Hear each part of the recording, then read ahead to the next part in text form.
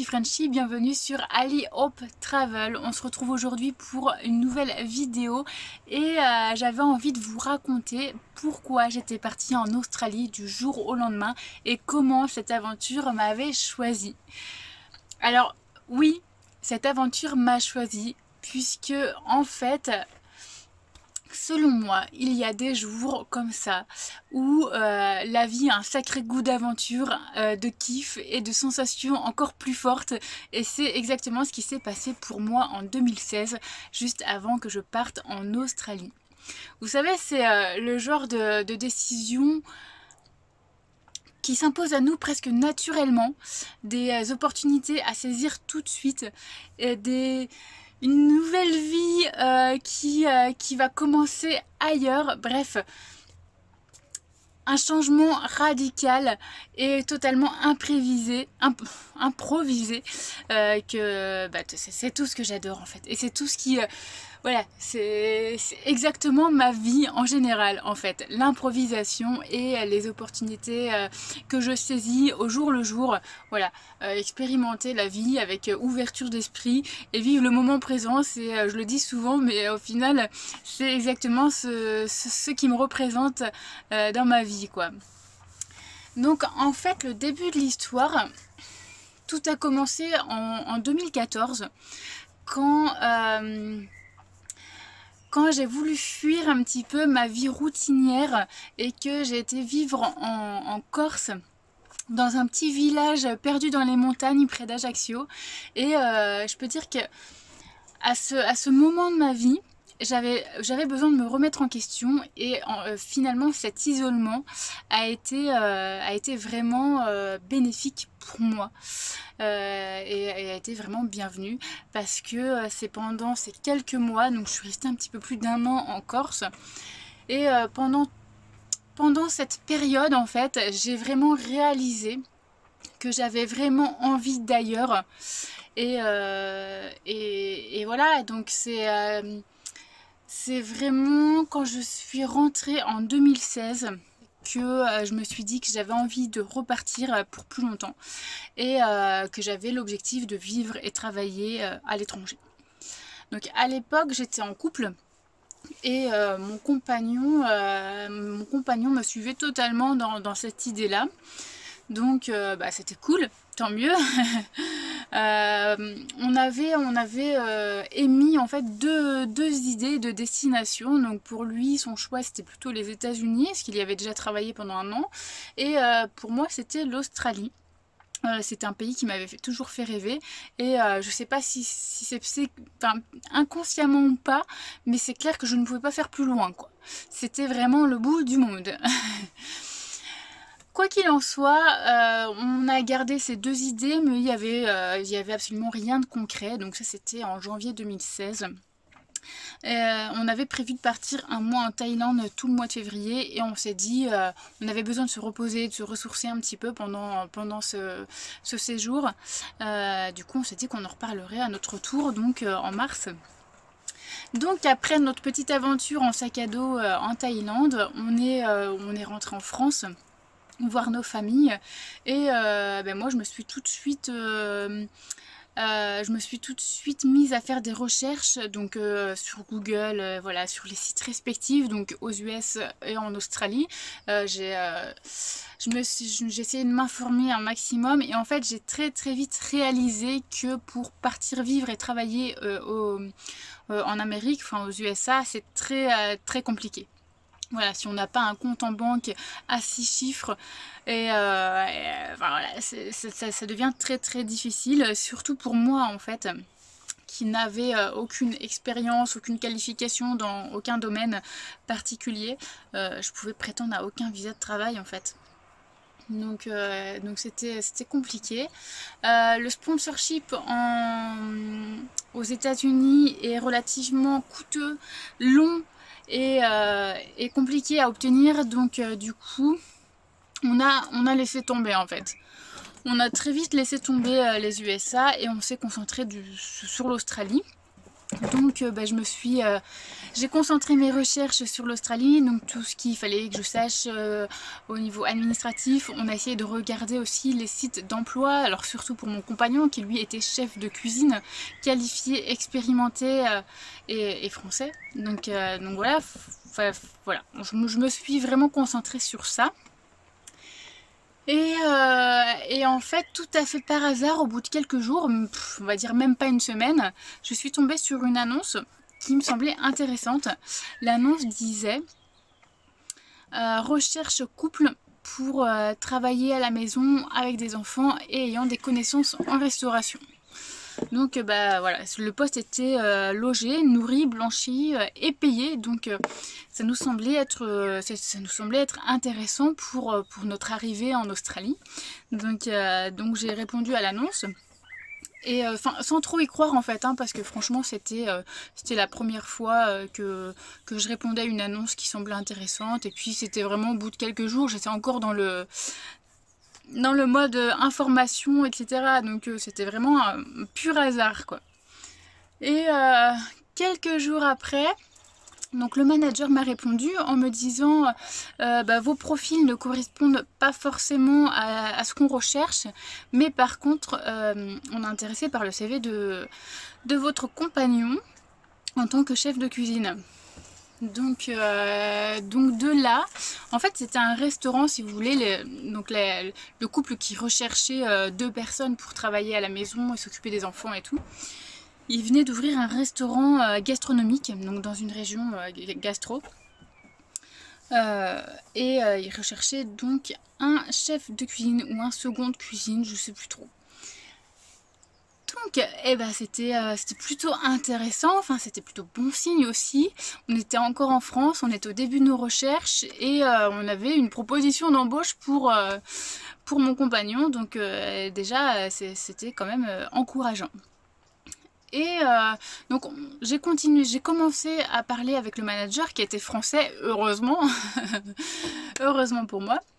À l'époque, c'est vrai que mon anglais était plutôt très basique, même s'il l'est encore maintenant, mais c'était pire avant de partir, forcément. Donc du coup, j'ai quand même correspondu avec lui, enfin tous les deux en fait, avec mon compagnon, on a échangé pas mal de mails, et en fait nous tout de suite on a posé nos attentes en fait, on a tout de suite dit au manager que mon compagnon arriverait avec un visa touristique et dans le but de demander un sponsorship une fois une entreprise trouvée, quoi. Donc de là en fait le patron semblait toujours intéressé, donc à la fois par les compétences de mon compagnon et pour l'idée de le sponsoriser.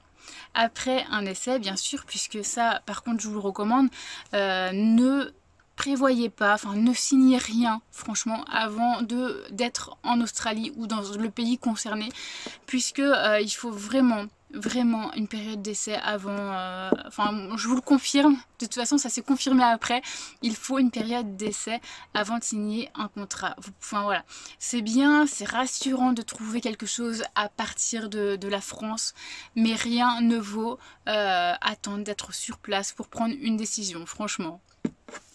Donc nous sur ce, en fait, voilà, le patron était ok pour sponsoriser, enfin ça semblait super tentant en fait, parce que en plus de ça, on avait un logement, le temps de trouver quelque chose pour nous. Enfin, on était logés, nourris, il était payé en plus de ça. Donc, et puis c'était un restaurant, donc moi j'avais aussi mes chances de pouvoir postuler en tant que serveuse ou en tant que barmaid. Donc, du coup, c'était tentant, quoi. Par contre, le seul hic, voilà, c'est que le patron voulait qu'il soit là le plus vite possible. Il avait besoin de quelqu'un très très rapidement et fallait qu'il soit sur place une semaine après, quoi. Donc ça c'était ouais, début mars, quoi. Environ autour du 10 mars. Donc nous on n'était pas prêts, on était un peu pris au dépourvu parce que c'était super tentant. Risquer de partir comme ça du jour au lendemain, mais vraiment du jour au lendemain, ça nous semblait quand même un petit peu... Enfin, disons qu'on avait encore beaucoup de choses à faire en France, fallait qu'on règle pas mal de choses, on attendait aussi une rentrée d'argent à ce moment-là, donc ça nous était impossible de partir tous les deux tout de suite quoi. Donc on a quand même bien réfléchi et au bout de quelques jours, mais ça s'est fait très vite aussi, hein. On a pris 2-3 jours pour en discuter et finalement on s'est mis d'accord que lui partirait tout seul dans un premier temps et que moi je resterais pour régler les formalités administratives, vendre la voiture, résilier tous les contrats qu'on avait en France. Et puis réceptionner la rentrée d'argent qu'on devait avoir aussi.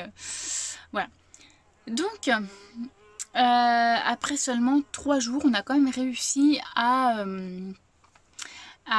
réunir l'argent pour que lui parte à Sydney. Donc on a acheté un billet d'avion Paris-Sydney, il est parti. Et donc là-bas, il a été réceptionné par le manager. Il était entre de bonnes mains. Et ouais, je suis désolée, c'est qu'il y a une guêpe là, juste là, qui me fait très peur. Saloperie.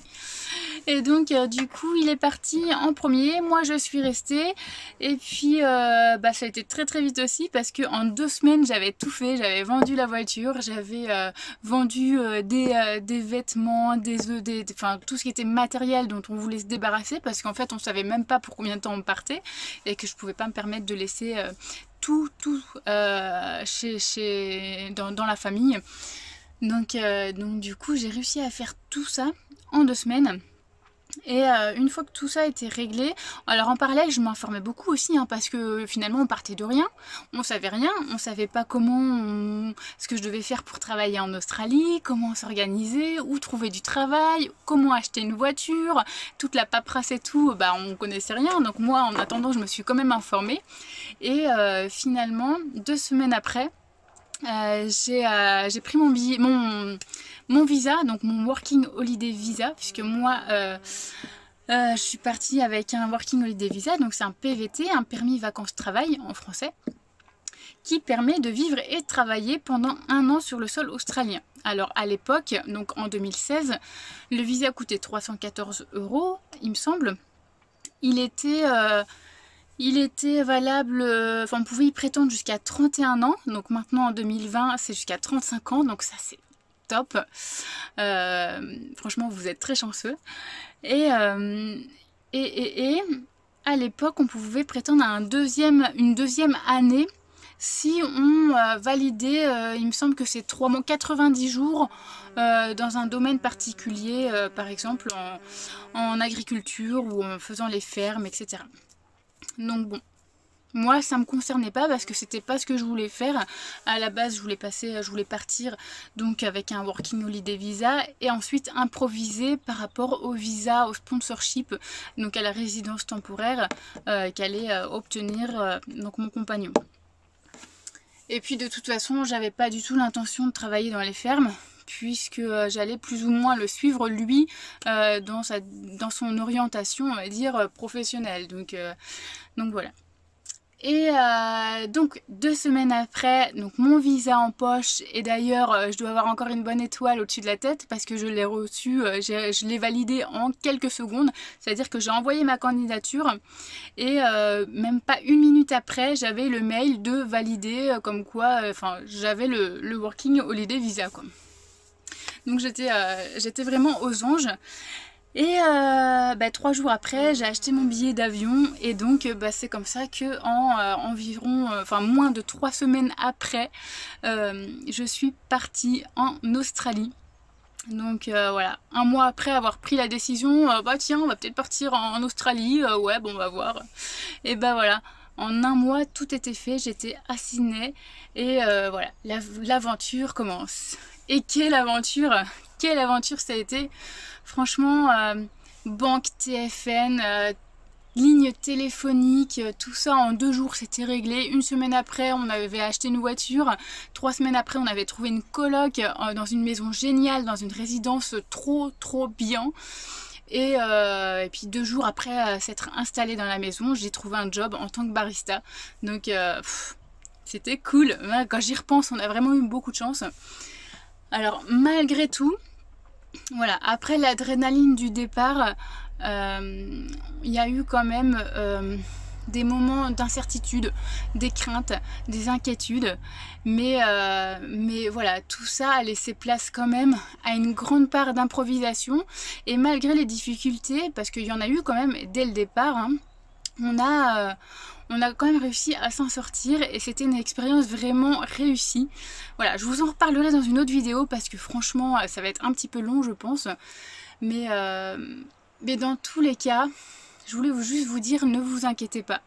Franchement, on s'adapte et on s'en sort toujours.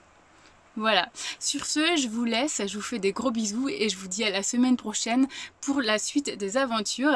Et puis surtout, dites-moi ce que vous avez pensé de la vidéo. Si vous avez des questions, n'hésitez pas à demander, je vous répondrai avec plaisir. Et puis likez, partagez et surtout abonnez-vous. Ciao.